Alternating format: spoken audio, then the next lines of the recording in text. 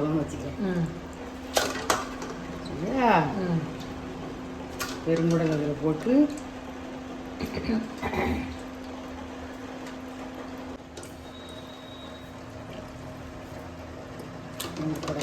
சரி, இப்போ குடலுக்குள்ள அவிய போடும்போது வேற எதுவும் போடணுமா?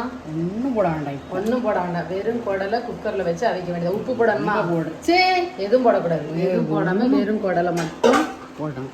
வச்சு அவிக்கிறதுக்கு வைக்கணும். ஒரு சொம்பு தண்ணி.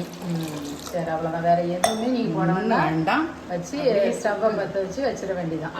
மூடியை எடுத்து மூடி. ஆமா, இதெல்லாம் மூடி எடுத்து மூடினா என் வீடியோ 3 மணி நேரம் ஓடும். நான் எடிட் பண்ண முடியாது. சரி, வைங்க.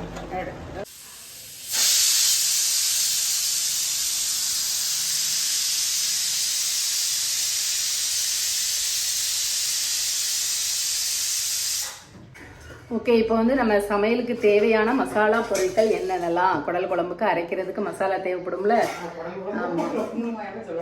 ஆமா பாருங்க, குடல் குழம்புனா குடல் குழம்பு